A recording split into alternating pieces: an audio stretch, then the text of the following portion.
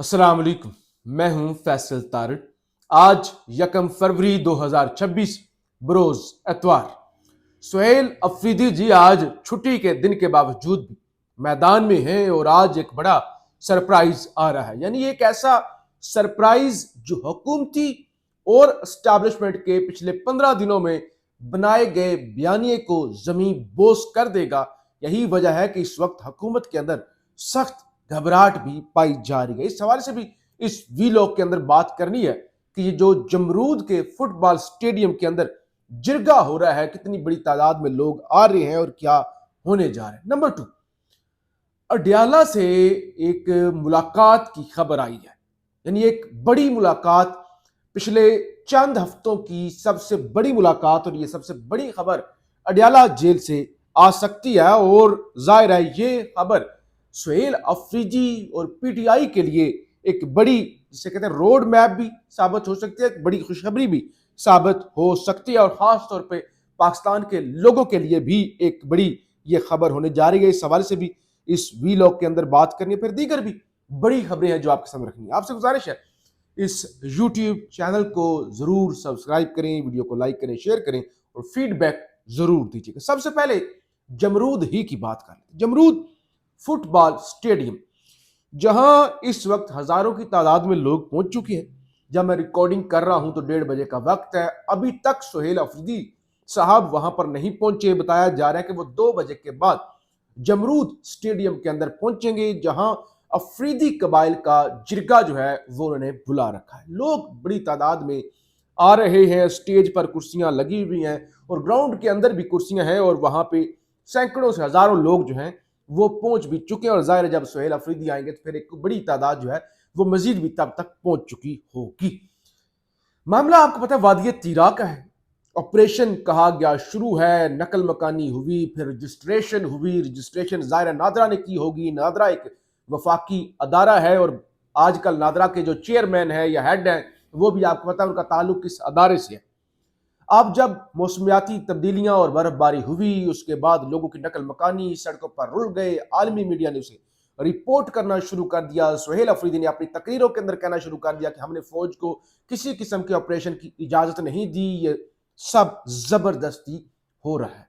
Pressure बढ़ने लगा तो खबर चल गई कि भाई ऑपरेशन तो हो ही नहीं रहा, किसी ने तो ऑपरेशन शुरू ही नहीं किया, बल्कि ये जो नकल मकानी कर रहे हैं ये लोग, ये तो शौक से नकल मकानी कर रहे हैं या मजबूरी में कर रहे हैं क्योंकि बर्फबारी हो रही है। और ये कोई आज का खेल तो नहीं है कि लोग नकल मकानी करें, ये तो सदियों से चलती हुई एक रवायत है जी। वज़ीर इत्तलात अताउल्लाह तारड़ का ये तो 1878 से होती हुई आई है।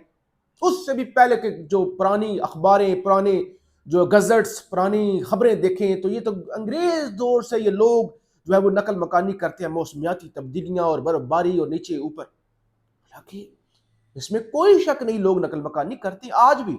बेशुमार लोग हैं, इवन गिलगित बल्तिस्तान में से जो रावलपिंडी इस्लामाबाद आ जाते हैं सर्दियों के मौसम में और दीगर इलाकों के अंदर जहां जहां बर्फबारी नहीं होती। लेकिन वो अक्टूबर में होता है, नवंबर में होता है, जनवरी के आखिर के अंदर या जनवरी के मिड के अंदर कौन सी जो है वो शुरू हो जाती है नकल मकानी, और वो भी इतनी बड़ी तादाद में। बहरहाल ये कहानी दोहराने की जरूरत नहीं है, आपको सारा किस्सा पता ही है। जिस तरह से प्रेस कॉन्फ्रेंस हुई, कहा गया भाई किसी ने कहा ही नहीं, ये सुहेल अफरीदी फोर्सेस को बदनाम कर रहे हैं। ये तो यानी पहले ऑपरेशन सुहेल अफरीदी लोगों के दरमियान जाते रहे कि क्योंकि सुहेल अफरीदी के इलाके के अंदर नकल मकानी शुरू हुई। अब सुहेल अफरीदी को इस बात का गुस्सा आया कि पहले ऑपरेशन शुरू, पहले जबरदस्ती लोगों को निकालो और उसके बाद कह दो कि ऑपरेशन तो है ही नहीं, हमने तो निकाला ही नहीं, ये तो हुकूमत जाने और उनका काम जाने, ये हुकूमत की जिम्मेदारी है, सुबाई हुकूमत की। यानी लोगों को भी जलील करो, हुकूमत को भी डिस्क्रेडिट कर दो, बदनाम कर दो। तो सुहेल अफरीदी ने अफरीदी कबीले का जिरगा बुला लिया ताकि लोगों से पूछा जाए कि भाई, या उनके जो बड़े मशरान हैं, लीडरान हैं, उनसे पूछा जाए कि भाई ये जो लोग हजारों की तादाद में नकल मकानी कर रहे थे, ये खुद अपनी मर्जी से बर्फबारी की वजह से कर रहे थे या इनको जबरदस्ती निकाला गया, ऑपरेशन शुरू था नहीं था? लोगों की जुबानी पूछा जाए ना। नैरेटिव तो कोई भी उठे, प्रेस कॉन्फ्रेंस कर दे और वो तमाम टीवी चैनल पर चल जाए तो नैरेटिव तो कोई भी बना लेता है। آپ ذرا بتائیں حقیقت کیا؟ تو اس حقیقت کو جاننے کے لیے، اور ظاہر ہے وہ آج حقیقت سامنے آ جائے گی، پھر وہ چاہے سہیل افریدی کے حق میں ہوئی، چاہے خلاف ہوئی، چاہے حکومت کے خلاف ہوئی، چاہے حق میں ہوئی، تو سب کو پتہ چل جائے گا، ایٹ لیسٹ دودھ کا دودھ اور پانی کا پانی ہو جائے گا کہ ہوا کیا تھا۔ اچھا، ایک تو خبر یہ ہے، شبیر ڈار یہ جیو نیوز کے رپورٹر ہیں، اڈیالہ جیل کو، راولپنڈی کو کور کرتے ہیں پچھلے ایک لمبے عرصے سے، بڑے اچھے صحافی ہیں، دوست ہیں، ان کی جانب سے خبر دی گئی، اور ظاہر ہے ان کی یہ ایک بڑے صحافی ہیں جو اڈیالہ کو کور کرتے ہیں، خبریں تو ان کے پاس ہوتی ہیں، اگرچہ یہ پچھلے جو علاج والا خان کا معاملہ تھا، یہ جو اڈیالہ جیل سے نکالنے والا، تو ہمارے دوست احمد بھٹی صاحب ہیں، دنیا نیوز کے رپورٹر ہیں، شبیر ڈار صاحب، دیگر صحافی، تمام یہ اڈیالہ کور کرنے والے یہ دعویٰ کر رہے تھے نہیں جی کوئی نہیں خان کو لے کر جایا گیا، سب افواہیں ہیں، سب ایسے جھوٹ ہے، پراپیگنڈا ہے۔ اس کے بعد پھر تصدیق ہوگی کہ اڈیالہ سے پیمز تو لے جایا گیا تھا۔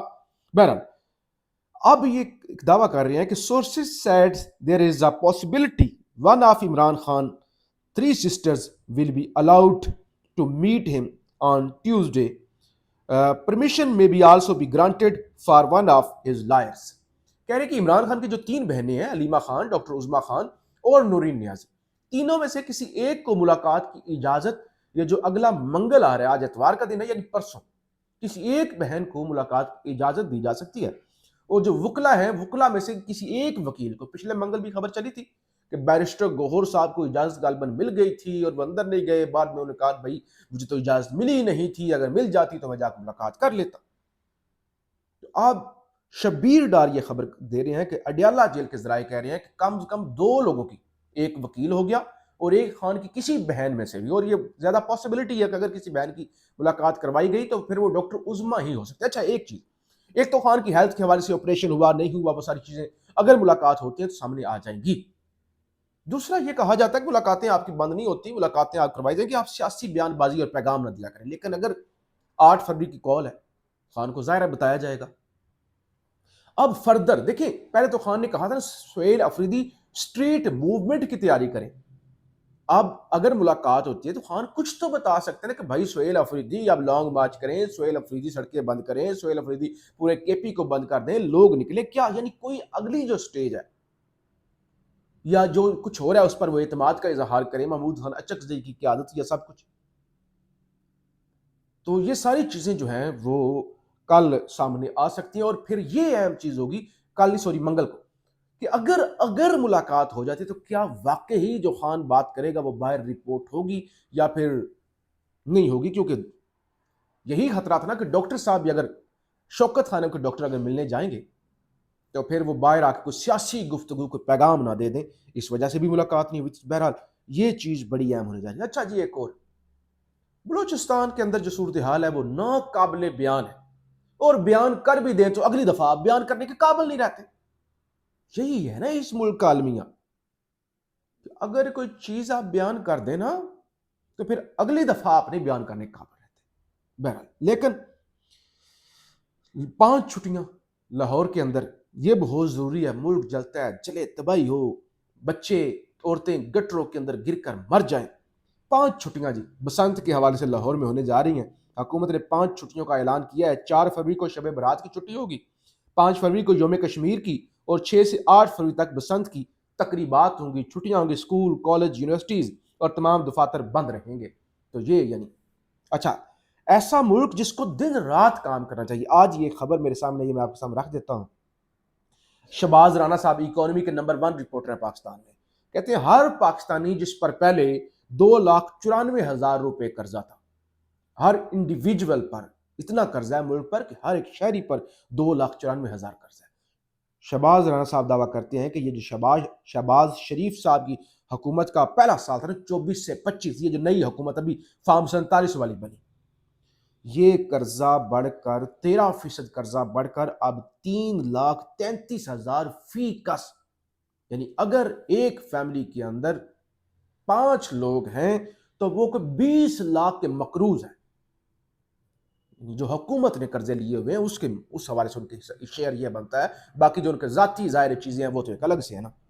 تو یہ بہرحال چیزیں ہیں۔ بہرحال پی ٹی آئی ایک ہی بیانیہ چلا رہی ہے اور تحریک تحفظ یعنی پاکستان کہ فوکس 8 فروری پر، کہ ہم نے کسی چیز کے اندر نہیں الجھنا، 8 فروری پر فوکس رکھنا ہے، اور یہ بھی کہا جا رہا ہے کہ یوم انقلاب 8 فروری نہ جزوی نہ علامتی بند مطلب مکمل بند. یہ نہیں کہا جا رہا کہ علامتی طور پہ ہڑتال ہوگی، علامتی طور پہ دھرنا ہوگا، نہیں، بند مطلب بند مکمل طور پہ بند کیا جائے گا.